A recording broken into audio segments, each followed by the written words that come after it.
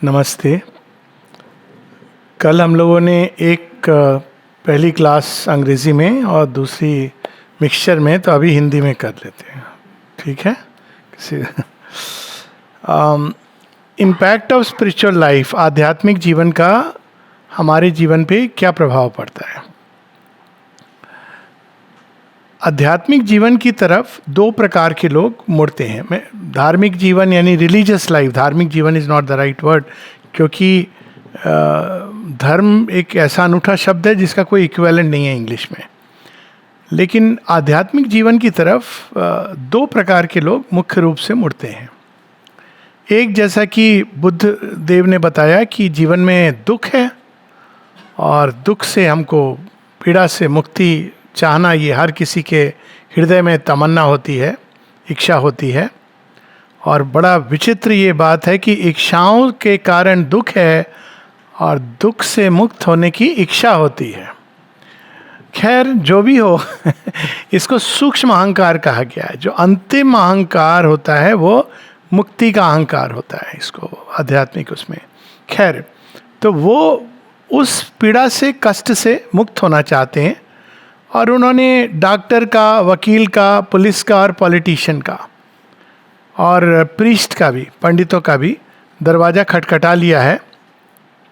किताबें पढ़ ली हैं, सारी सेल्फ हेल्प टेक्निक जान ली है, टेड टॉक्स सुन ली हैं, लेकिन पीड़ा वहीं की वहीं है। तो वो चाहते हैं कि पीड़ा से मुझे मुक्ति मिले, कब तक ये रहेगा। तो अंत में वो घूम फिर के कहते हैं कि सुना है कि कुछ ऐसा है, वहाँ मन को बड़ी शांति मिलती है, और वो आध्यात्मिक जीवन की तरफ मुड़ जाते हैं। ये एक प्रकार के लोग हैं। शांति के लिए वो भगवान को ढूंढते हैं या आध्यात्मिक जीवन की ओर मुड़ते हैं। आम तौर पे कोई मेडिटेशन की टेक्निक सीख लेते हैं, माइंडफुलनेस या माइंडलेसनेस, जैसे भी आप देखो, और अंत में उनको शांति मिलती है। वो शांति के लिए ढूंढ रहे थे। किंतु दूसरे प्रकार के लोग हैं, ये शांति पे रुक जाते हैं और इस शांति का जो अल्टीमेट स्वरूप है वो मोक्ष है, निर्वाण है, निर्वाण की प्राप्ति है। इसको अगर आप स्ट्रेच कर लोगे अल्टीमेट तक, शांति is not equivalent to nirvana, पर शांति को अगर आप उसकी गहराई, ऊंचाई और उसके अल्टीमेट ले जाएंगे तो हम देखेंगे कि शांति का स्रोत भी वही है जो शक्ति का स्रोत है। तो भगवान का शांति में स्वरूप, उसका स्पर्श मिलता है और सब कुछ अंदर में, तृष्णा शांत हो जाती है। तृष्णा के शांत होते ही सब शांत हो जाता है। दूसरे प्रकार के लोग हैं जो शांति के लिए नहीं ढूंढ रहे हैं। उनका जीवन ठीक चल रहा है, अच्छा चल रहा है, ठीक ठाक चल रहा है, अच्छा चल रहा है, मतलब जितना जीवन चलता है। उनको किसी असफलता या विफलता का सामना नहीं करना पड़ा, जीवन से वो प्रसन्न है। लेकिन वो इतना समझ गए हैं कि ये जीवन में ये एक बहुत सीमित फ्रेम है और उनके अंदर एक अलग प्रकार की चाह जगने लगती है कि इसके आगे क्या है। वो उत्तर ढूंढ रहे हैं प्रश्नों के, वे प्रश्न जो उनको मन की भूमि पे उठते हैं, लेकिन मन की भूमि पर जिनका समुचित समाधान नहीं है, वे उत्तर ढूंढ रहे हैं। और इसको अगर हम कहें कि जैसे पहले श्रेणी के मनुष्य शांति ढूंढते हैं, दूसरे श्रेणी के मनुष्य प्रगति ढूंढते हैं। वो प्रगति चाह रहे हैं, और चूंकि वो प्रगति चाह रहे हैं, उनका संपर्क भगवान के उस स्वरूप से होता है जो शांति में नहीं, शक्ति में है। शक्ति के संपर्क में आते हैं और वो धीरे धीरे धीरे उस दिशा में बढ़ते चले जाते हैं। नाना प्रकार की नई नई ऊर्जाएं, नई संभावनाएं, नई चेष्टाएं, नई प्रेरणाएं उनके अंदर उपजने लगती हैं और वो उस पर बढ़ते चले जाते हैं। उनको प्रगति मिलती है। जो जिस तरह की अभिप्सा से मुड़ता है, उस तरह का उसको गिफ्ट मिलता है। तो इसका मूल क्या है? हम लोग अगर बुद्धिज्म को देखें तो कहते हैं मूल मनुष्य के जीवन का, वो कहते हैं दुख एक सत्य है, और दुख के पीछे कारण क्या है इस सफरिंग का? वो डिजायर्स हैं, और कामनाओं के पीछे मूल क्या है? अहंकार है। अब अहंकार का मूल कहाँ है? वहाँ पे समस्या आ जाती है। और अहंकार एक ऐसे कांटे की तरह है जो हमारे जीवन की चादर में अटका रहता है। तो जब कांटा कोई अटक जाता है ना और आप उसको निकालना नहीं जानते, आप कुछ और नहीं कर सकते, आपका पूरा ध्यान कांटे पर लगा है। छोटी सी चीज है, जीवन उससे बहुत बड़ा है, लेकिन चादर को अगर आप फैलाना चाहेंगे तो ऐसा लगता है कि ये फट जाएगी। अब बार बार आप कांटे को ढूंढना निकालना चाह रहे हैं, लेकिन किसी भी व्यक्ति ने जीवन में कोई फांस या कांटा लगा हो, उसको अनुभव किया हो, तो वो जानता है कि कितना कठिन होता है उसको ढूंढना कहाँ है और उसको निकालना। वो एक छोटा सा पिन पॉइंट होता है, ईगो इज लाइक दैट। लेकिन पूरा हमारा ध्यान उस सीमित चीज के ऊपर केंद्रित हो जाता है। वहीं से अहंकार के बोध का, अहम बोध की उत्पत्ति होती है। अहम बोध क्या है? बहुत कुछ है जीवन में। अभी छोटी सी चीज है, मैं बाथरूम गया, मेरे हाथ में एक चोट लग गई, अचानक ध्यान, अरे आता है ना मनुष्य का, एक चोट लग गई। अब अगर मैं उसको देखने लग जाऊं, मुझे बैंडेड चाहिए, टेटनस चाहिए, वो तो कितनी सारी चीजें जीवन में खो दूंगा। तो अहंबोध क्या है? चेतना को सीमित हो जाना। अब उसका कारण क्या है? चेतना हमारी एक छोटे से स्व पे केंद्रित हो जाती है। तो अब इसके मूल में कहाँ है? क्या है? चेतना की गति है। चेतना जब सीमित हो जाती है, एक होल में घुस जाती है, छिद्र के अंदर, तो पीड़ा होती है। अब आप देखिए, इसको अनुभव प्रैक्टिकल लाइफ में होते हैं। डिप्रेशन क्या होता है? डिप्रेशन के समय सबने अनुभव किया होगा, कोई भी व्यक्ति 30 के ऊपर जाता नहीं है बिना कुछ मोमेंट्स या कई मोमेंट्स के डिप्रेशन में क्या होता है? हमारे अंदर एक स्वकेंद्रित भाव आता है। कौन सा स्वकेंद्रित? वो वाला स्वकेंद्रित नहीं जो सच्चा स्व है। स्वकेंद्रित की मेरा जीवन कैसा है, कोई समझता नहीं मुझे, कोई मेरा ध्यान नहीं रखता, मुझे ही भगवान ने चुना है कोड़े मारने के लिए, ना जाने मैंने क्या पाप किए थे, या और भी आगे, मैं पापी हूँ और एक कदम आगे बढ़ के मैं तो दंड के लिए बना हूँ। अब दुनिया आपको इतना प्रेम, जॉय देती है सब तरफ से। अगर हम खुले दिल से देखें, वो बेचारे फूल कहेंगे, अरे हम भी हैं भाई, तुमको क्यों कह रहे हो कि हमें प्यार नहीं मिलता, हम देखो रोज़ तुम्हारे और मुस्कुराते हैं। लेकिन नहीं, हमको वो वाला चाहिए जो उस व्यक्ति से चाहिए। तो धीरे धीरे धीरे इस भाव में हम जाते हैं और उसको और बढ़ाने के लिए हम लोग मुकेश के गाने सुनना शुरू कर देते हैं। पुराने ज़माने का मुकेश, अब मुझे पता नहीं आज के समय में ऐसे कोई ट्रैजिक सिंगर्स हैं कि नहीं, अच्छे गायक हैं, लेकिन वो फेमस थे इसीलिए। राज कपूर की फिल्मों में जितने दुख वाले गाने हैं तो आपने लगा लिए। अब क्या हो रहा है? कंपाउंड हो रहा है। ऊपर से लोग आ जाते हैं आपसे, अरे कैसा मुंह बना रखा है, चेहरा उतरा है। अब आप धीरे धीरे एक गड्ढे के अंदर गिरते चले जा रहे हैं, और उस गड्ढे के अंदर जितना गिरते हैं उतना अधिक पीड़ा का अनुभव करते हैं। और ये एक विषय, जिसको कहते हैं वर्लपूल, जिसमें आपकी सारी ऊर्जा सोख करके समाप्त हो जाती है। उससे बाहर निकलना हमें नहीं आता। तो क्यों? वो चेतना स्वकेंद्रित हो गई। और स्पिरिचुअल लाइफ में जब हम लोग टर्न करते हैं तो पहली चीज क्या होती है? हम किस स्व का ढूंढ रहे हैं? वो जो ये सीमित नहीं है, जिसको हम हमारे बायोडेटा से डिफाइन नहीं कर सकते। ये सबसे बड़ी चीज, बायोडेटा रखना बंद कर दीजिए। कोई समझदार व्यक्ति नहीं रखता। ये आपको आपकी सीमाओं का इंडिकेट कर रहा है। और कोई दूसरा व्यक्ति देखेगा ना, वो भी अब आपकी सीमाएं जान गया। अभी तक वो ये सोच रहा था, अरे पता नहीं कौन, उसको रहने दीजिए अपने आपने biodata, I am mister so and so. अच्छा, बस मिस्टर सो, हर व्यक्ति अपने बायोडेटा में बहुत, वो हमें बायोडेटा में सीमित कर देता है। और आध्यात्मिक जीवन में हम क्या है? कुछ और है जो हमसे बहुत वृहत है, जिसको हम नहीं जानते। आप डजेंट मैटर, भगवान, दिव्य, सच्चा स्व, किसी नाम से, अपने आप में ही वो हमको बाहर निकाल करके विशालता की ओर ले जाता है। कौन है भगवान? हम लोग सुनते हैं सर्वव्यापी हैं। तो अब सर्वव्यापी मतलब हर जगह हैं। तो अब जब आप सर्वव्यापी को ढूंढने लगते हैं तो क्या आप केवल अपनी एक सीमा में रह सकते हैं? नहीं रहेंगे। आप जाएं अपने आप, आपको कुछ करना नहीं है चेष्टा। By the very fact that we are searching the infinite, the vast, वैदिक ऋषि कहते थे, भगवान के उन्होंने एक सेकुलर वे में भी डिफाइन किया है, और डिफाइन मतलब एक बताया उस चेतना की अवस्था क्या होती है जो दिव्यता की ओर जाते हैं. The true, the right, the vast, सत्यम, ऋतम, व्रातम. तो चेतना विशालता की ओर जाने लगती है. और जब चेतना विशालता की ओर जाने लगती है तो वो अवस्था होती है जैसे कुएं के अंदर आप एक कंकड़ भी फेंकेंगे तो बड़े जोर से आवाज़ आती है.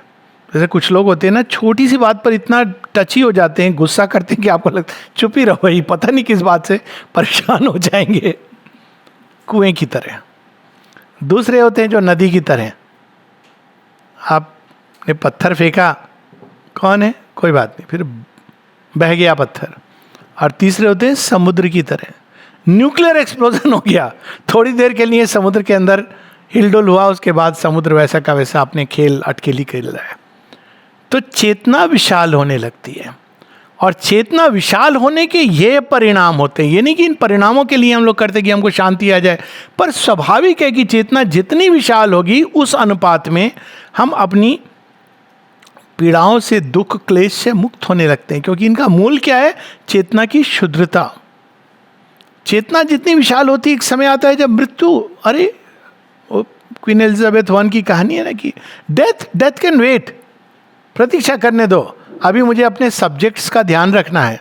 वो बेचारे कुछ मंशा लेके आए हैं, मृत्यु प्रतीक्षा कर लेगी.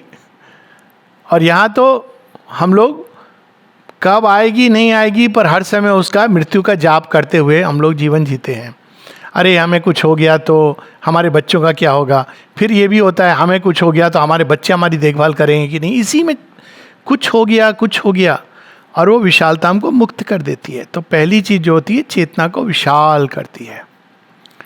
दूसरी चीज़ क्या होती है? इसको बोलते हैं widening of conscious, heightening of consciousness. कभी किसी चीज़ को ऊपर से उठ के देखा है? आप देखिए, सारे आपने पिक्चर्स देखे होंगे, पेरिस के, लंदन के, टोक्यो के, न्यूयॉर्क के, दिल्ली, मुंबई.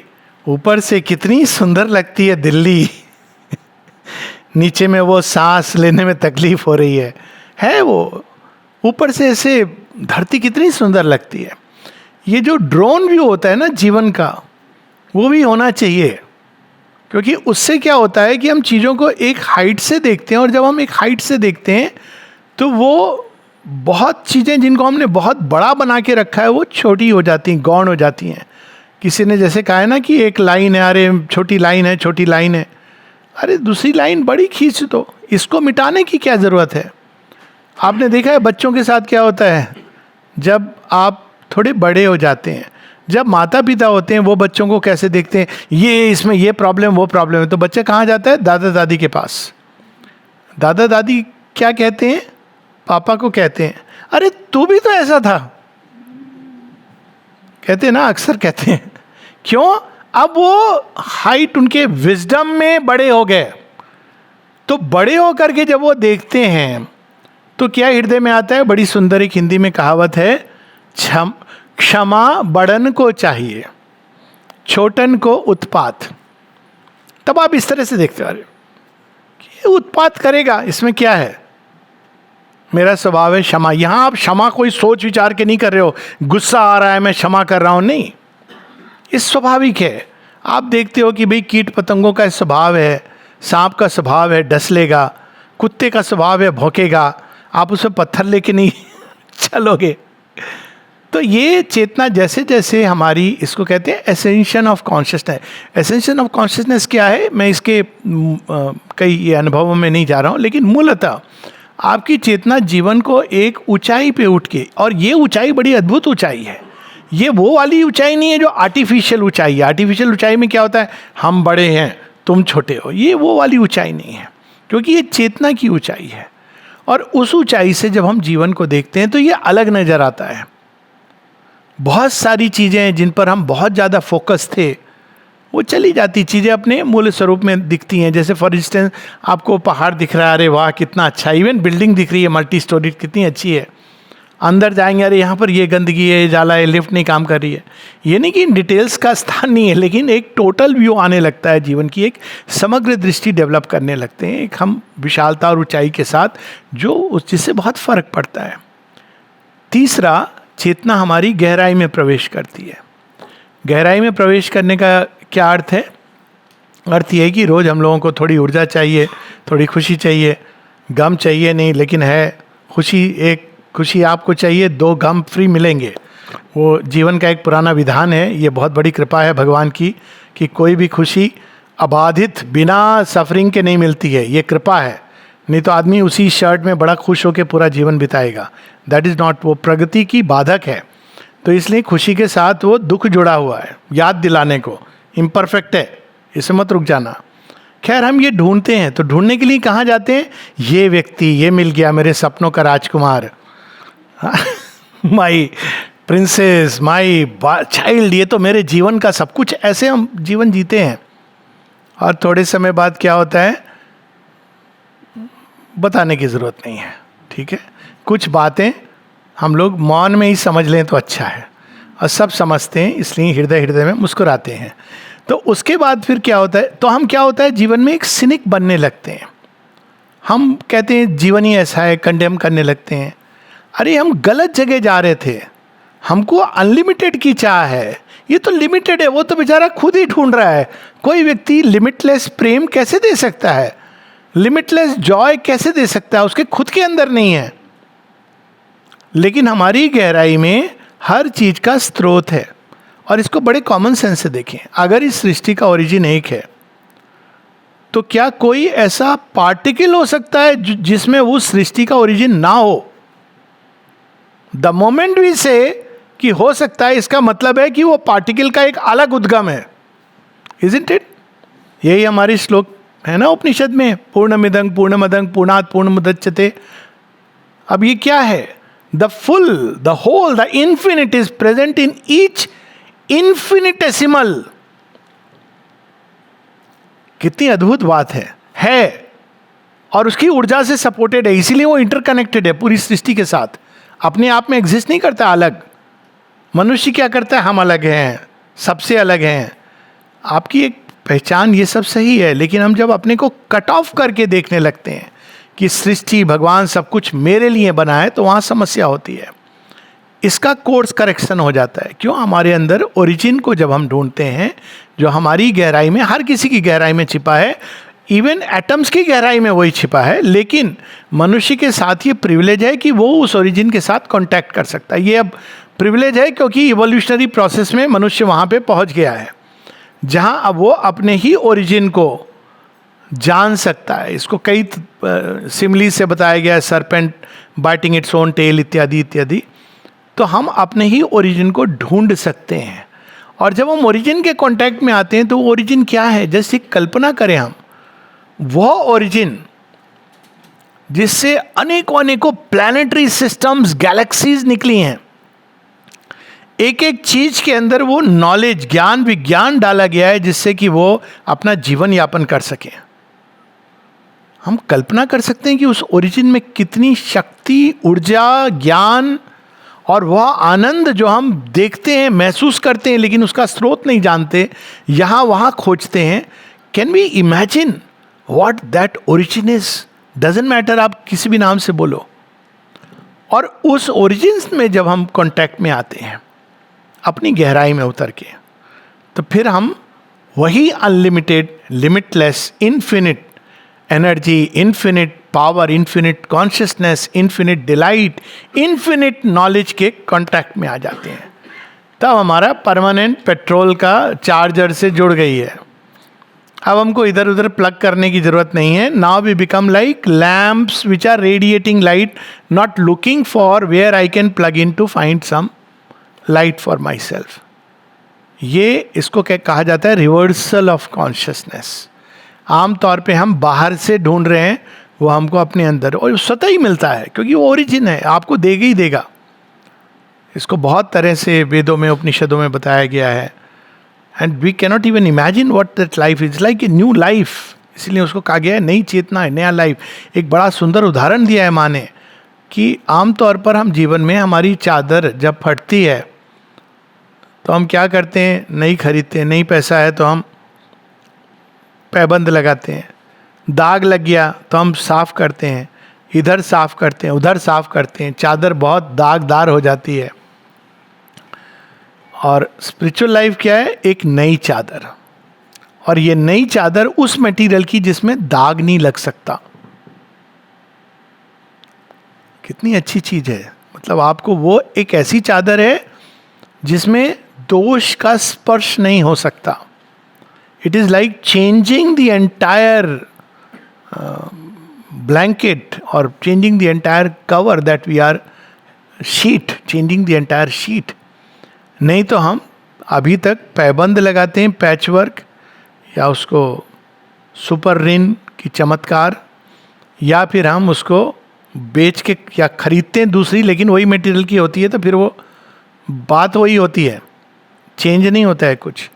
तो इसको माँ कहती हैं स्पिरिचुअलिटी में कैसे चीज़ें काम करती हैं, चेंज ऑफ कॉन्शियसनेस।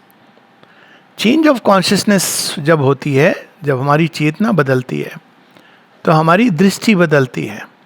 हम लोग बचपन से एक जन्मजात कैटरैक्ट के शिकार हैं, और वही कैटरैक्ट, वो हम ह्यूमन लेंस जिसको कहते हैं, उससे ही जीवन देखते हैं, और वो लेंस हमको बचपन से ही दे दिया जाता है। एक तो मनुष्य जीवन, मैटर में जन्म लिया, ऊपर से माता पिता, वो देख पड़ोसी का बच्चा कितना अच्छा कर रहा है, तू देख कहाँ है। अब वहाँ से शुरू हो जाता है वो कैटरैक्ट को, और क्लास में भी, स्कूल में भी, सब जगह यही चीज़ हमारे जीवन में। सो धीरे धीरे वो कैटरैक्ट और बड़ा होता जाता है, उसका इलाज नहीं हो रहा है। और फिर एक टाइम आता है जब हम देखते हैं कि ये तो गलत दृष्टि, गलत है मेरी जीवन को देखने की। कछुए और खरगोश के रेस की संभावना कितनी है, और अगर रेस करनी है तो कछुआ इतना तो समझदार है कि खरगोश से कह देगा कि भैया रेस करना चाहते हो, आओ जरा पानी में कर लें। इतनी बुद्धि तो होनी चाहिए ना। कहीं होता है slow and steady wins the race. एक रैबिट सो गया, बचपन में ऐसी कहानी हम पढ़ते थे, रैबिट सो गया। अरे यार, वो तुम उस पर डिपेंड कर रहे हो रेस जीतने के लिए, नहीं सोया तो हमारी रैबिट के साथ रेस ही नहीं है, किसी के साथ रेस नहीं है। एलिस इन वंडरलैंड में बड़ी सुंदर एक बात है, वो कहते हैं हम कौन रेस में जीता, तो वो डोडो कहता है all have won the races, all have come first. अब ये दृष्टि अपने आप डेवलप होती है, क्योंकि आप देखते हो कि हम किसी के साथ रेस में नहीं हैं। और ये कब आता है? जब हमें एक जीवन का पर्पस मिलता है ना। कई बार लोगों से पूछो पर्पस और गोल, इन दोनों में अंतर है, what is the difference? Generally आप किससे पूछे कि पर्पस जीवन का क्या है, तो गोल बता देते हैं। This is the difference between purpose and goal. Goal बिल्कुल आपको याद, बाहर कुछ होता है जहां हम जा रहे हैं, कुछ अचीव कर रहे हैं हम।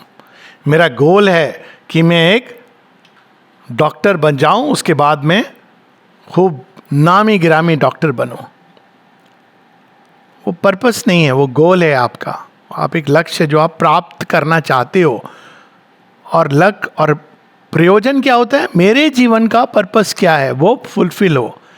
जैसे एक फूल है, उसका पर्पस है जीवन का खिलना, जिस रंग और सुगंध उसमें भरी हुई है उसका पूरी तरह प्रकट करना, वह उसकी महत्ता है।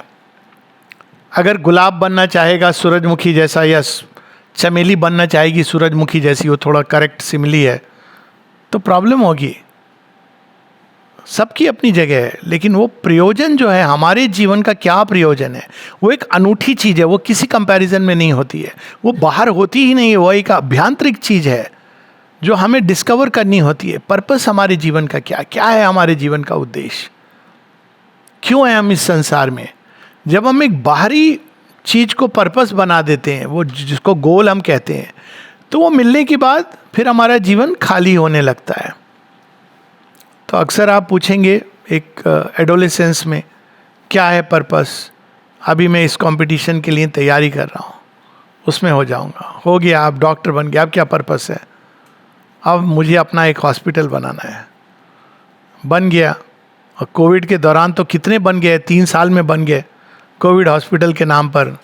न जाने क्या क्या हुआ, उसकी बात ही ना की जाए तो अलग बात है। तो ये एक सब हो गया आपका। उसके बाद क्या, कुछ लोग ये भी बोलते हैं शादी करना, बच्चे, ये कोई पर्पस है? एनीवेज कहते हैं लोग। उसके बाद बच्चों के बच्चे, इस तरह जीवन, और लास्ट में हम कहते हैं कि ये तो सब चले गए मेरे जीवन से। तब कहते हैं सुना था कोई स्पिरिचुअलिटी की बात एक बार ऑरो यूनिवर्सिटी में जाके हमने सुनी थी, कुछ ट्राई करते हैं हम लोग, कुछ स्पिरिचुअल सुन रहे थे, too late, time to apply to the graveyard और द शमशान। तो ये समस्या होती है। लेकिन जब हम पर्पस को लेके चलते हैं, स्पिरिचुअल पर्पस एक बड़ी अद्भुत बात है, वो आपको हमेशा युवा रखती है। युवा रहने का अक्सीर तरीका, अचूक उपाय, कोई विटामिन ई की क्रीम और ये टैबलेट और वो टैबलेट, ये नहीं है। आपके अंदर सतत प्रगति की चाह होगी ना, आप युवा रहेंगे। ऑरोविल का हम लोगों ने नाम सुना है। कल्पना हम कर सकते हैं कि माँ जब 91 ईयर्स की हैं, तब उन्होंने ऑरोविल मैनिफेस्ट हो रहा है, और उसके 3 वर्ष पहले उन्होंने एक कन्वर्सेशन में बताती हैं। हम कल्पना कर सकते हैं क्या प्रगति की चाह है। ये जो प्रगति की चाह है, ये आध्यात्मिक जीवन हमको ले आता है। क्यों? क्योंकि वो अनंतता की ओर जा रहा है, वो उसका कोई सीमित एंड पॉइंट नहीं है। अक्सर लोग पूछते हैं कि इसका एंड पॉइंट क्या है, तो मैं तो कहता हूं एंड पॉइंट क्यों चाहते हो? रुकना चाहते हो? क्या मजा आएगा, थोड़ी देर रुक जाओगे, परमानेंट नहीं रुकना चाहिए। क्योंकि इन्फिनिट की spiritual life is an opening into the infinite. Even जब आप भगवान के साथ एक हो जाते हो, उसके बाद भी किसकी प्रगति? सारी सृष्टि में वो है। तो कैसे कैसे नाना प्रकार से उनका प्रकटन हो। श्री कृष्ण ये कहते हैं ना कि कोई भी ऐसी चीज नहीं है जो मुझे प्राप्त करने के लिए आवश्यकता है, लेकिन मैं कर्म ना करूं तो ये सृष्टि पीछे की तरफ चली जाएगी। श्री अरविंद भी कहते हैं, there is nothing that I need for my self, whether the super mind और सच्चिदानंद, वो सब वो प्राप्त कर चुके हैं। लेकिन क्रिएशन के लिए एक जॉय, ये जो डिलाइट होती है ना, जो एवर रिन्यू करती रहती है अपने आप को नए नए क्रिएटिव चीजों में, प्रकटन में, वो स्पिरिचुअल लाइफ से प्रकट होती है। वो उसका स्रोत है। आप भगवान को देखिए कि कैसे वो नित नवीन, कितनी गैलेक्सी स्टार्स हर समय प्रकट हो रहे हैं, कितने जा रहे हैं। What a wonderful creator, creativity के साथ, और एकदम सही जगह जाके निशाना, नहीं तो केओस हो जाएगा। तो उसी प्रकार से हमारे अंदर वो एक क्रिएटिव ऊर्जा का द्वार खोल देती है स्पिरिचुअल लाइफ। ये जो हम लोग सोचते हैं ना, अरे स्पिरिचुअल लाइफ वाले लोग तो दुनिया से दूर, ऐसा नहीं है। Spiritual people, true spiritual people are very creative. आप देखिए some of the best poetry west में, ईस्ट में, पास्ट में, प्रेजेंट में, फ्यूचर में, some of the best poetries, काव्य रचनाएं, लिटरेचर, ये आध्यात्मिक जीवन में जो प्रवेश कर गए, उनके अंदर से ये प्रकट हुई है। अब ये आध्यात्मिक जीवन को हर दिशा में जाना है। भारतवर्ष में ये ना, आप नृत्य में ले जाइए, नाट्य शास्त्र में, आयुर्वेद में, किसी भी सिस्टम में आप चले जाइए, विमान शास्त्र, सब कहाँ से ओरिजिनेट करते थे? ऋषियों से। तो ये एक आइडिया जो स्पिरिचुअल लाइफ का है कि भाई वो तो बस आंख मूंद के बैठ जाते हैं। हम आंख इसलिए मूंदते हैं कभी कभी कि आंख हमारी खुल जाए, वो कैटरैक्ट दूर हो जाए। ये वाली आंख हमको वो आंख खोलने नहीं देती है। सारे दिन ये बाहर की आंख हमको जो दिखाती दे रहती है। बड़ी सुंदर उपनिषदों में, केन उपनिषद में इसकी व्याख्या की गई है। जब वो डिस्क्राइब करते हैं वो परम चेतना क्या है, तो कहते हैं चक्षुष्य चक्षु, आंख से नहीं देख सकते, लेकिन जिसके द्वारा हमारी आंखों का शक्ति, ऊर्जा, जिसके कारण हम देख पाते हैं, चक्षुष्य चक्षु। हम सुन नहीं सकते, लेकिन जिसके कारण हमारे अंदर सुनने की शक्ति आती है। मन का जो मन है, मन की भूमि से हम उसको नहीं जान सकते, लेकिन जिसके द्वारा मन चीज़ों को समझने की चेष्टा करता है, तो वो ओरिजिन है। जब हम उससे कांटेक्ट में आते हैं तो पूरा जीवन, इसके सभी क्षेत्रों में चीज़ों को देखने की चीज़ बदल जाती है, समझ बदल जाती है, और जब समझ बदल जाती है तो राइट एक्शन अपने आप आता है। और right action, as I said, is not necessarily the good action और the bad action from the human standpoint. उस स्टैंड पॉइंट को कहते हैं ट्रांस ह्यूमन या सुप्रा ह्यूमन. किसी तरह ह्यूमन बीइंग गुड और बैड के फ्रेमवर्क में ऑपरेट करते हैं, और जरूरी है, ये नहीं कि वन शुड डिस्कार्ड इट. वो एक लाठी है जो हमारे लिए जरूरी है, एक लैंप है. लेकिन सूर्य के प्रकाश में आप चले आते हो तो आप उस लैंप को लेके नहीं चलते हो. कोई कहेगा भैया दिन हो गया है. तो गुड और बैड, इसमें जो द्वंद्व में हम जीवन जीते हैं, प्लेजर और पेन, ये चले जाते हैं. उसकी जगह एकत्व प्रकट होता है. और वो कैसे प्रकट होता है? वो बड़ी सुंदर एक वो है ना, हम सब ने सुना होगा. सारी चीज़ें डिस्टॉर्ट बॉलीवुड में हो गई. गाना था बड़ा सुंदर, वो एक्चुअली वो बुल्ले शाह की वाणी है. तेरी तलवार के नीचे मैं नचियां करके थैया थैया. What is he saying? मेरे सिर पे तलवार नाच रही है और मेरी बोटी बोटी टुकड़े होने वाले हैं. गुरु तेग बहादुर की कहानी हमने सुनी है. श्री अरविंद अलीपुर जेल में कहते हैं लेकिन मेरा हृदय तो आनंद से भरता जा रहा है क्योंकि तलवार के पीछे मैं तुझे ही देख रहा हूं. अब वो गाना क्या बन गया उसका, उसकी बात ना ही करें. तो ये भाव कहां से है? ये कहते हैं एकत्व दृष्टि. सुख में जब जीवन अच्छा है, अरे भगवान की बड़ी कृपा है. लेकिन जब सिर के ऊपर तलवार लटक रही है, अरे बड़ी कृपा है, तू मुझे इतना प्रेम करता है कि तूने तलवार दिखाई कि अब याद कर मुझे, नहीं तो तो अब आप तलवार के नीचे अब आप क्या करोगे? स्मरण करोगे, isn't it? तो आप उसमें भी कृपा को देखने लगते हो. एकत्व दृष्टि. समदृष्टि इज नॉट इंडिफरेंस. इंडिफरेंस एक अलग चीज है. समदृष्टि एकत्व के भाव से प्रकट होती है. गुड और बैड उसी प्रकार से. अरे उसका ये हो गया, जीवन में फेल हो गया, तो बड़ा बुरा हुआ उसके जीवन में. लेकिन जो एकत्व की दृष्टि है, उससे जो सम का भाव निकलता है, उसमें ये होता है कि फेल हुआ है, अच्छा भगवान ने इसके लिए कोई दूसरा द्वार खोल के रखा है, इसको अभी पता नहीं है, वो खुलेगा. इस लड़के ने रिजेक्ट किया है, अब तो खैर जमाना बदल गया है, लड़कियां रिजेक्ट करती हैं, जो बहुत अच्छी बात है. हार्ट ब्रेक हो गया, उसने रिजेक्ट किया, कोई बात नहीं है. There is someone else or something else. Why someone else? वो प्रेम का अल्टीमेट स्रोत वो वेट कर रहा है, चिर प्रेमी. तो ये जो भाव जो होता है समदृष्टि का, एकत्व की दृष्टि. एकत्व की दृष्टि मतलब ये नहीं कि all is same. Oneness is not sameness. Unity is not uniformity. Oneness is विविधताओं में एक को देख पाना, अनेकता में एकता, और एकता में अनेकता छिपी होती, इसको समझना. तो जब ये दृष्टि बदलती है तो ये सब कुछ प्रकट होने लगता है अपने आप. It is like a constant revelation. ये कोई ये नहीं समझने की चीज, अच्छा ऐसा हुआ है तो क्या हुआ होगा, मैं सोचूं जरा भगवान की क्या मंशा होगी. It is gone. जैसे आप चीजों को देखते हो वैसे देखते हो, you see it.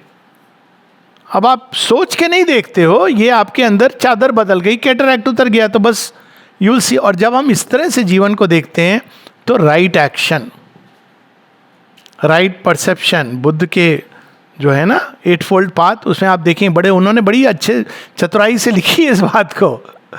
Right perception, right understanding क्यों नहीं हो पाती? क्योंकि ईगो की दृष्टि है. इसीलिए हम भगवान के खेल को कभी नहीं समझ पाते. ईगो की दृष्टि हर चीज को स्वकेंद्रित करके देखती है, और जो भगवान की दृष्टि है उस मोमेंट को तो देखती है, ऐसा नहीं कि डिस्कार्ड करती है, लेकिन वो टोटलिटी में उस मोमेंट को देखती है. जैसे कोई व्यक्ति जब एक 20 साल का बच्चा अगर बताए अरे मैं उस एग्ज़ाम में फेल हो गया, उसका देखिए दिल टूट जाता है. या उससे मुझे धोखा हो गया, दिल टूट जाता है. अब वो जाके अपने दादाजी को बोले, दादाजी 70 साल के 75 साल के, बोले बेटा मैं भी फेल हुआ था, क्या बात है इसमें? तो बच्चा सांस चल, वो क्या हो गया उसका इक्विवेलेंट? अरे होता है हार्ट ब्रेक, कोई बात नहीं. अब क्या हुआ है डिफरेंस? अब वो दृष्टि बदल गई है, विजडम आ गई है. तो वही चीज जो इतनी बड़ी लग रही थी उस मोमेंट में, अब वो विशालता में it changes into something else. वो देखते हैं कि ये तो स्टेप से, कोई बात नहीं है, गिरा है, चल उठ, खड़ा हो, चल चल। समझदार दादा लोग तो यही करते हैं, चल बेटा कोई बात नहीं है, उठ। हम भी ऐसे गए थे, इस रास्ते से गए थे, गुजरे थे। तो इस प्रकार से जीवन को देखने की दृष्टि बदलती है, तो एक उसमें एक व्यापक और समग्र शांति आती है। वो शांति नहीं जो शव की शांति है। और जैसे किसी ने डिस्टर्ब किया, अरे हम मेडिटेशन कर रहे थे, हमको क्यों डिस्टर्ब किया। माँ से किसी ने बोला कि माँ आपने मुझे काम दिया है कारपेंटरी का, वो व्यक्ति जो मेडिटेट करता है आश्रम में, वो मुझे आके बोलता है इसको बंद करो, मैं ध्यान कर रहा हूँ, तो मैं क्या करूँ। माँ कहती तुम अपना काम करो, उसको ध्यान करना नहीं आता है। जिस दिन ध्यान करना आ जाएगा, युद्ध क्षेत्र पे भी ध्यान कर लेगा, तुम काम करते रहो। तो ये जब जीवन को हम इस तरह से, तो वो सतत सहज समाधि, ये कहा है ना, जो बोलूं सो वेद कहावा, जहां पग धरूं सो तीरथ। तो बाहर से हमको कोई चीज ढूंढने की जरूरत नहीं होती है, जहां हम जाते हैं वही भगवान का घर बन जाता है। तो it is this inner life is a very rich life. जो इनर वेल्थ है, जिसमें शांति, शक्ति, आनंद, प्रेम, ज्ञान, सौंदर्य बोध, जिससे हम देखने लगते हैं, तो वे चीजें जिनको हम बाहर से देख के अरे अरे देखो, वही चीज के अंदर हमको सुंदरता दिखाई देने लगती है।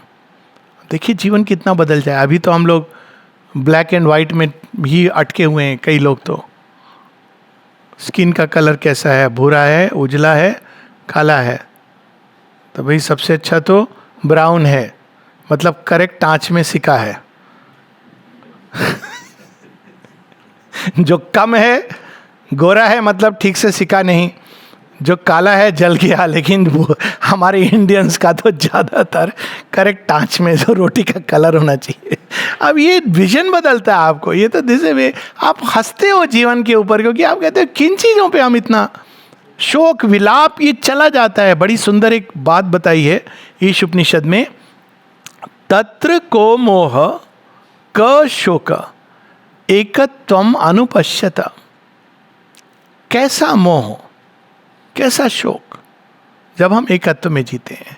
अंत में वो व्यक्ति संसार से भागता नहीं है। पता नहीं कहाँ से ये एक दिमाग में सब हम लोगों के वो संसार से दूर चला जाता है। अगेन भारतवर्ष में जो ऋषिज थे, क्रिएटर्स थे, वॉरियर्स थे, योद्धा थे, स्वयं भी युद्ध लड़ना जानते थे, वेपन्स उनके पास। श्री राम को अगस्त ऋषि देते हैं, विश्वामित्र ट्रेनिंग देते हैं, वशिष्ठ ऋषि एक दंड से पूरी आर्मी को निकाल सकते हैं। तो ये वो इन सब चीज़ों में थे, क्रिएटर्स थे, लिटरेचर में, पोइट्री में, they are extremely creative people. They lead life, but they lead life from a different consciousness. ये मूल चीज स्पिरिचुअलिटी की है।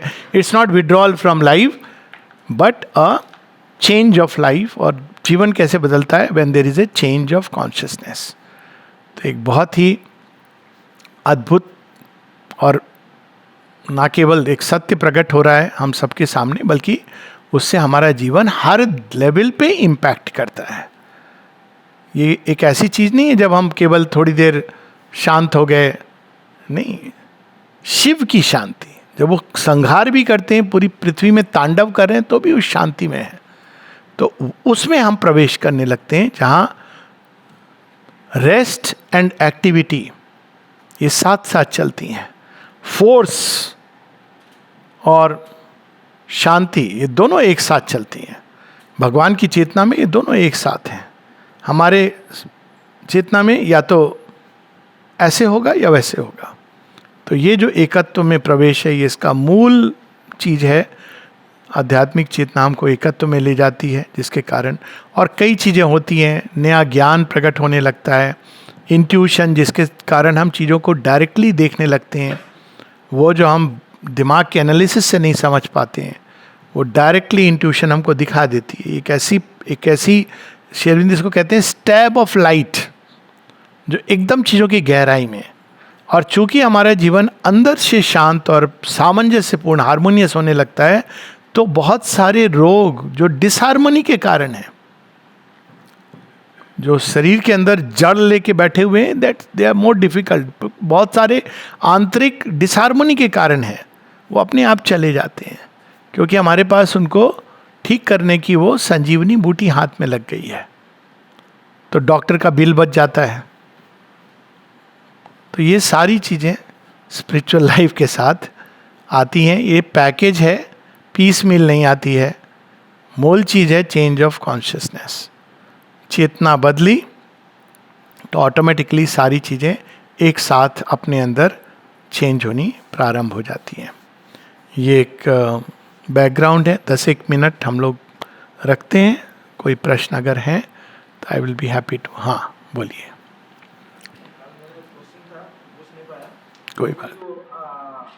सिंबल है ना, हाँ दो ट्रायंगल है, एक हाँ साइड एक हाँ हाँ तो व्हाट डज इट हाँ ठीक है। और सेकंड क्वेश्चन ये जो आदि शंकराचार्य को जो अद्वैत वेदांत है और श्री अरविंदो के पूर्ण योगा में, तो whether it is complementary to other और इट इज सम।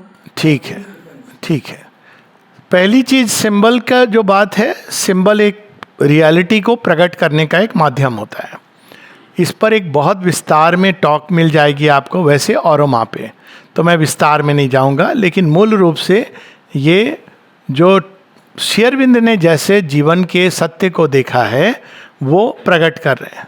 तो असेंडिंग ट्रायंगल क्या है? वो जड़ तत्व के अंदर अभिप्सा है। कैसे अभिप्सा है? लाइफ, लाइट एंड लव, इनके द्वारा वो ऊपर उठने की चेष्टा कर रहा है, चेंज हो रहा है। तो ये असेंडिंग ट्रायंगल है जो ऊपर की ओर जा रहा है। और उसके प्रत्युत्तर में भगवान की कृपा आंसर करती है। भगवान के जो त्रिविध रूप, त्रिविध एस्पेक्ट हैं, सत चित आनंद, तो वो डिसेंडिंग ट्रायंगल है। उनका जो परफेक्ट मीटिंग पॉइंट है जहां दोनों बिल्कुल एग्जैक्ट, वहां स्क्वायर बना हुआ है। स्क्वायर परफेक्शन का प्रतीक होता है, पूर्णता का। तो वो supramental, supramental is perfect consciousness, ये श्री अरविंद ने बताया है। जल सृष्टि का प्रतीक है। जल के अंदर ही जीवन प्रारंभ हुआ है, अगर आप बायोलॉजिकली भी पढ़ेंगे तो जल, और उसके बीच में सृष्टि के केंद्र में कमल रूपी स्वयं अवतार विद्यमान है, जो इस सृष्टि को अब एक नई दिशा में, नई ऊर्जा की ओर, नई चेतना की ओर ले जा रहे हैं। तो वो स्वयं श्री अरविंद आप कह सकते हैं। तो ये श्री अरविंद का सिंबल इस सत्य को मैंने नेचुरली, इस पर पूरी एक टॉक हो सकती है और है, और वहाँ पे आपको मिलेगी, मुझे पता नहीं कहाँ पर, लेकिन है, और वहाँ पे एक टॉक है। शंकराचार्य का वेदांत अल्टीमेट नहीं है, ये मुझे पता है। मैं कह रहा हूँ एक ऐसा स्टेटमेंट जो आश्चर्य हो, लेकिन क्योंकि मैं जब मेरे प्रश्न, अल्टीमेट चीज़ क्या होती है जो आपको अल्टीमेट रिकंसाइलिंग आंसर दे दे। लेट मी, एक पूर्व धारणाओं से हम नहीं जाएंगे। हाँ, शंकराचार्य महान है, मैं ये नहीं कह रहा हूँ कि महान नहीं है, हर एक व्यक्ति महान है, लेकिन अल्टीमेट आप क्या ढूंढते हो किसी भी दर्शन में? अब यहाँ मैं दार्शनिक लेवल पे बात कर रहा हूँ। आप अल्टीमेट रिकंसिलिएशन ढूंढते हो, जीवन जैसा है और भगवान या अल्टीमेट रियलिटी का जो भी दर्शन है हमारा। तो अल्टीमेट रिकंसिलिएशन, कम से कम मैं जब मेडिकल कॉलेज में, मेरा एक फितूर था मेडिकल किताबों के साथ साथ ये सब पढ़ना। तो शंकराचार्य को जब मैंने पढ़ा था तो मेरे को तो यही लगा कि बहुत मेधावी हैं, पर वो अल्टीमेट आंसर नहीं मिल रहा है। क्यों नहीं मिल रहा है? अब उन्होंने 2-3 तरीके से सृष्टि को समझाने की चेष्टा की है। अब समस्या क्या है? देखो, पहले let's state the proposition, divine is सच्चिदानंद, यही तो अनुभव शांति में है, आनंद में है। सृष्टि क्या है? इसका ऑपोजिट है, इजंट इट? मोर और लेस। यानी कि शांति नहीं है, लेकिन बहुत अशांति भी है, और दुख भी है, पीड़ा भी है, ये सब है। ये सारी स्पिरिचुअल लाइफ की प्रॉब्लम यही है, पैराडॉक्स। तो अब वो इसको एक, अब आई नो, अब मैं इसको थोड़ा संक्षेप में करके, इल्यूजन क्या है कि हम इस जीवन को नहीं अनुभव कर रहे हैं, ठीक से नहीं देख रहे हैं। तो अब ये तो ठीक है, यहाँ तक ठीक है कि इल्यूजन है, हम सही दृष्टि से नहीं देख रहे हैं। लेकिन जब हम सही दृष्टि से देखेंगे तो क्या होगा? तो कहते हैं ये एक, 2 तरीके से वो देखते हैं कि ये एक नॉन एग्जिस्टेंट चीज़ है, आप इससे बाहर हो जाओगे। ये एक ऐसे बिल्डिंग की तरह है जो एक स्वप्न महल है जो कलैप्स हो जाएगा। जैसे स्वप्न में आप चीज़ों को देखते हो, उनकी सत्यता तब तक है जब तक आप जागे नहीं हो। जाग जाओगे तो स्वप्न में आपने बड़ा भवन देखा, किसी की मृत्यु देखी, सब कलैप्स हो जाता है। ये एक बहुत अपीलिंग आर्ग्यूमेंट है। तो लोग जब उनको ये कहते हैं कि नहीं, लेकिन ये रियल लाइफ में तो ऐसे ये स्वप्न नहीं है, मतलब पेन होता है, हम लोग रियल होता है। तो उन्होंने इसको एक दूसरे ढंग से समझाया है जो बड़ा अपीलिंग लगता है, वो है प्रैक्टिकल, एक व्यवहारिक सत्यता होती है, व्यवहारिक भूमि पर ये अप्लाई करता है लेकिन अल्टीमेट रियलिटी में नहीं अप्लाई करता है। Very appealing. पर प्रश्न तो वही रह जाता है कि फिर ये जो स्वप्न है किसने देखा, कहां से आया, ऐसा दुस्वप्न क्यों दिखाया जा रहा है हमको? ये पिक्चर तो मैं नहीं जाना चाहता था, मुझे किसने इस फिल्म के बीच में बैठा दिया जिसमें ये सब दिख रहा है? आपने तो कह दिया कि भाई इस पिक्चर से आप आ जाओ बाहर, ये तो पिक्चर है, रियलिटी नहीं है। But who put me there और why did I get in there, ये अल्टीमेट रिकंसिलिएशन नहीं है। और अगर आप ध्यान से देखें कि इससे बड़ी समस्या होती है, इंडिविजुअल की रियलिटी क्या है। अब वो उसको प्रैक्टिकल रियलिटी बोल के कह देते हैं, पर उससे एक और गहन समस्या होती है बुद्ध के अनात्मवाद की तरह, कि अगर कोई इंडिविजुअल की अल्टीमेट रियलिटी नहीं है, शुद्ध अद्वैत, उसमें अल्टीमेट रियलिटी नहीं है, एक प्रैक्टिकल रियलिटी है। अब वो उसको एक्सप्लेन करते हैं, मैं उसके फिलोसफिकल जंबल्स में नहीं जा रहा हूं, पर I am coming to the relevant part. तो फिर साधना, योग, लिबरेशन, इसकी क्या महत्ता है? आप और मैं केवल एक practical doctor Alok Pandey exist, but there is no real reality behind this as an individual, there is only one without a second. तो मैं क्यों साधना, जब, योग, मुक्त? कौन मुक्त होगा जब जो है ही नहीं? वो मुक्त कैसे होगा? वो तो बंधा भी नहीं था क्योंकि वो था ही नहीं, और वो जो एक है वो तो बंधा नहीं है और मुक्त नहीं होता। तो ये तो बस एक चल रहा है, तो इसमें मैं एफर्ट करके उसको प्राप्त करने की जगह जीवन चल रहा है, एक दिन ये इल्यूजन समाप्त हो जाएगा, फिर रीबर्थ की भी समस्या होगी। बहुत सारी प्रॉब्लम्स हैं, लेकिन प्रॉब्लम ये हुई कि शंकराचार्य और बुद्ध भी अति, मतलब intellectually one of the soundest minds, extremely brilliant. अगर उनके आर्ग्यूमेंट्स को हम पढ़ते हैं तो एक्सट्रीमली ब्रिलियंट। अब उसके मैं विस्तार में नहीं जा रहा हूं, लेकिन ये मूलभूत प्रश्न रह जाते हैं कि यदि ये सब स्वप्न है तो कौन जाने कि जो मैं भगवान का अनुभव कर रहा हूं वह भी स्वप्न क्यों ना हो? कहां अंत होता है फिक्शन का? तो बुद्ध ने तो ये तक ले लिया, अनात्मवाद वहीं से आया। तो फिर ये अनुभव कहां से आया, कौन ले आया? तो अब आप या तो आप एक mysterious miss Maya enter through the side door, which is again creates a challenge philosophy की मैं बात कर रहा हूं कि ये कहां से आ गई? वो ब्रह्म थे, ये बीच में, how did she come? Gita इसका संकेत देती है। गीता कहती मेरी ही माया है, माया को स्ले नहीं कर सकते हो, मोह को स्ले कर सकते हो, इस माया का प्रयोजन है। अब मुझे तो श्री अरविंद तो और आगे चले जाते हैं। Even the Gita states a more clear Advaita than Shankaracharya in my view point, कि उसके अंदर एक कंप्लीटनेस है, जीवन को समझाने की चेष्टा है, उस अल्टीमेट रियलिटी, उससे जोड़ने की वो तीन कड़ियाँ जो हैं, ये सब कुछ उन्होंने बड़े सुंदर ढंग से समझाया है। और तब इंडिविजुअल सोल को मानती है गीता, जैसे कि सांख्य में जो दर्शन है। तो लिबरेशन का मीनिंग होता है, अगर इंडिविजुअल सोल है ही नहीं तो लिबरेशन का क्या मतलब है? Who is getting liberated? Shri Aurobindo ने उसके भी आगे, वो तो एकदम आगे ले गए। गीता भी अंत में हम तो सर्व पापे भ्यो मोक्षिष्यामि मा शुचा, मोक्ष ठीक है, ये सब सही है, लेकिन ये इतनी लंबी जर्नी, पेनफुल जर्नी किसने हमको डाला? कोई समझदार तो डालेगा नहीं।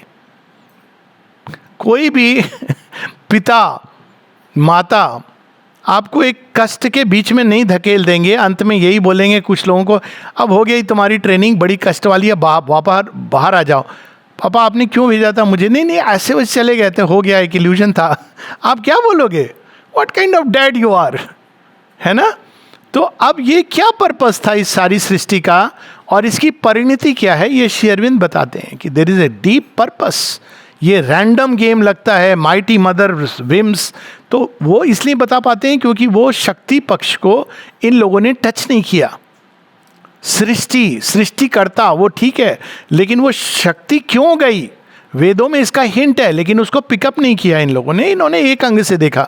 और उसका एक कारण था, सॉरी फॉर ये थोड़ा लेंदी हो गया, आपने मुझे फिलॉसफी में ड्रैग कर लिया, लेकिन इसका एक कारण ये था कि अगर आप देखो तो वेदों में समन्वयात्मक चेष्टा है, लेकिन जो उपनिषद आए, उपनिषदों ने क्या किया, वेदों के एसेंस को लिया, ज्ञान कांड, ज्ञान के भाग को लिया, और बाकी सब कर्म कांड में रह गया। ठीक है, तो अब ज्ञान में क्या, वो ज्ञान भाग में मेडिटेशन और शुद्ध उस परम तत्व में चले गए। तो ये जो भाग था वेदों का जिसमें वो जोड़ने की चेष्टा करते हैं जीवन को और उस परम ज्ञान को, इट गॉट लॉस्ट। तो आप देखेंगे कि उपनिषदों की धारा से मेडिटेशन और मोक्षवादी धारा पैदा हुई, other worldliness, except one Upanishad which is Isha Upanishad. तो आप देखेंगे शंकराचार्य ने तो उसमें शब्दों को ट्वीक किया, क्योंकि वो फिट नहीं बैठ रहा है बाकी इसी में। बाकी सब उपनिषदों को आप ट्वीक, मतलब आप एज सच लेके either way you can interpret. Kena Upanishad को आप मोक्षवादी धारा में इंटरप्रेट कर सकते हो, या मेरा जो इंटरप्रिटेशन है वो है वर्ल्डली और अदर वर्ल्डली को रिकनसाइल करने का, लेकिन आप कर सकते हो अदर वर्ल्डली, लेकिन ईश उपनिषद को नहीं कर सकते हो। फिर कई लोगों ने ऐसे भी कह दिया कि ये ईश उपनिषद एग्जिस्ट नहीं करता, मतलब है लेकिन पता नहीं किसने, ये उपनिषद नहीं है, मतलब मनमानी। तो ये उपनिषदों के बाद ये समस्या शुरू हुई। छांदोग्य में फिर से प्रयास हुआ रिकनसाइल करने का, फिर श्री कृष्ण आए, गीता में उन्होंने रिकनसाइल की चेष्टा की, तंत्रों ने रिकनसाइल करने की चेष्टा की, और फाइनली श्री अरविंद में कंप्लीटनेस मिलती है। तो मुझे कोई समस्या नहीं है जिनको शंकराचार्य को मानना है, बुद्ध देव को as ultimate, it is there problem, but to me it doesn't give the ultimate answer. और जो कोई भी फिलॉसफी अगर आपको अल्टीमेट आंसर नहीं दे रही है, यहाँ जो मेरी समस्या है, और उसके साथ रिकनसाइल नहीं कर रही है, तो वो इनकम्प्लीट है। So in my view that Advaita is incomplete. हाँ प्लीज, बहुत संक्षेप में मैंने कहा है बहुत इस पर। हाँ हाँ बोलिए प्लीज। नमस्कार।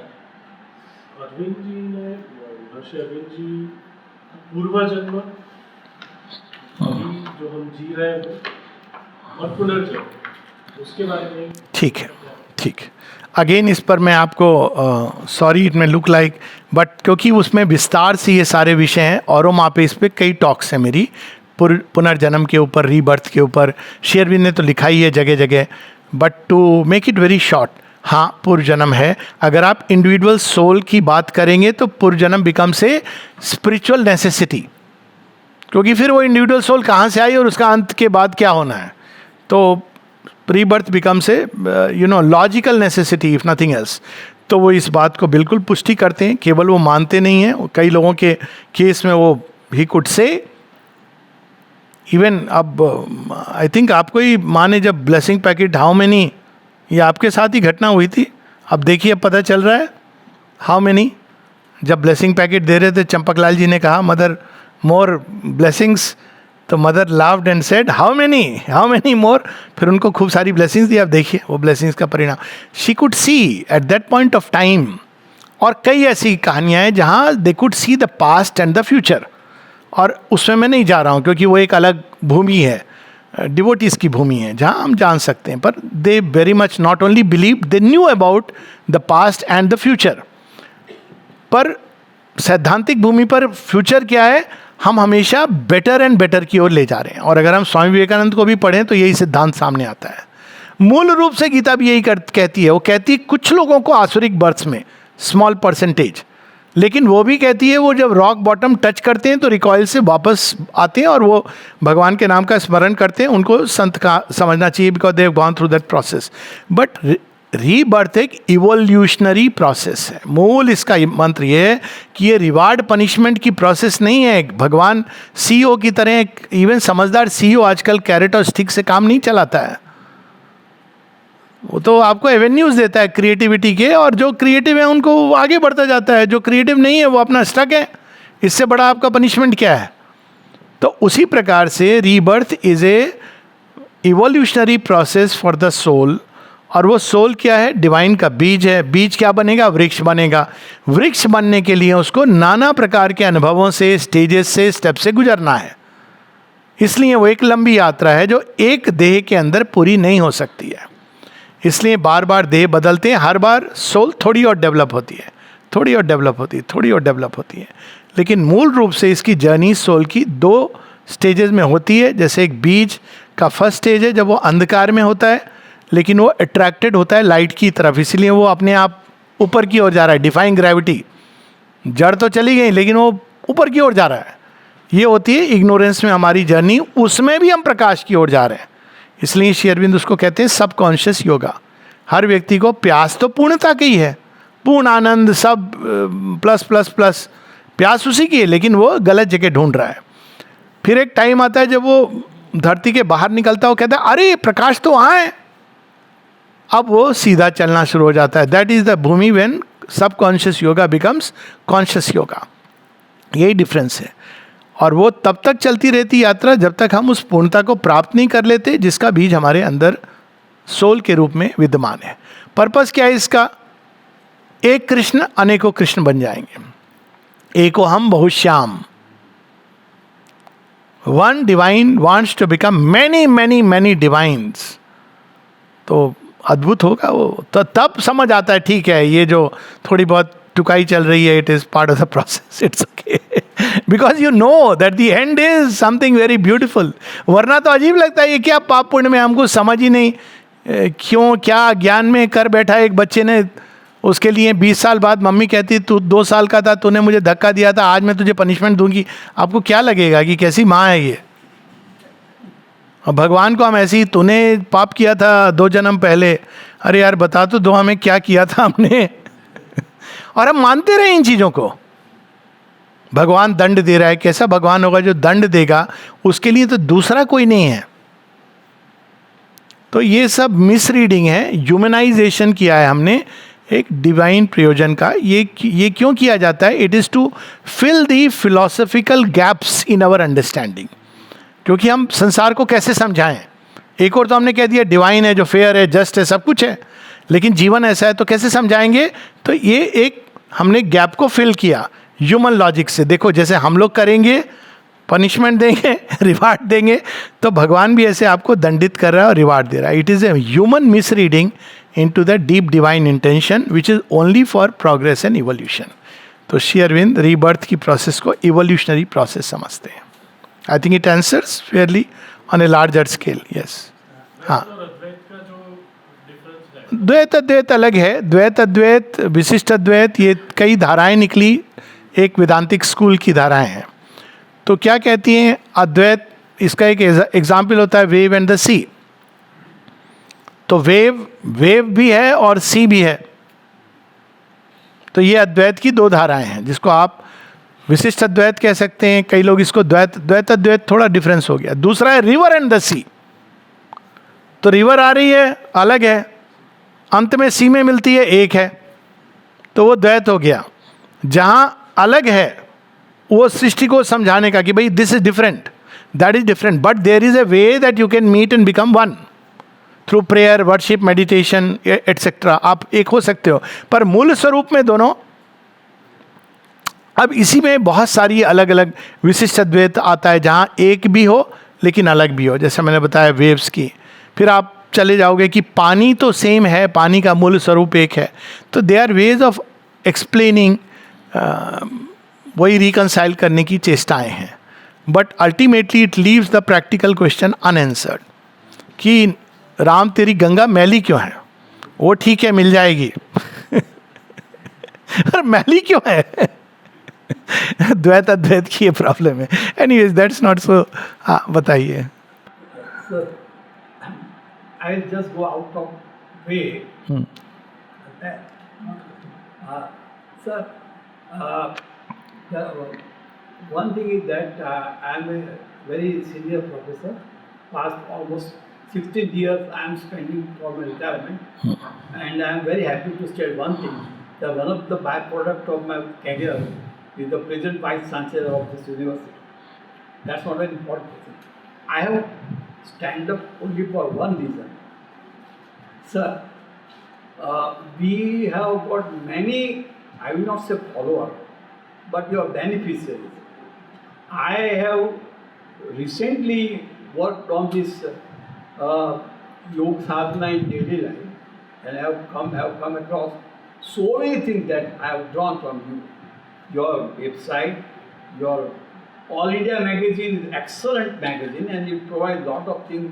In that case, I read some of the things you see.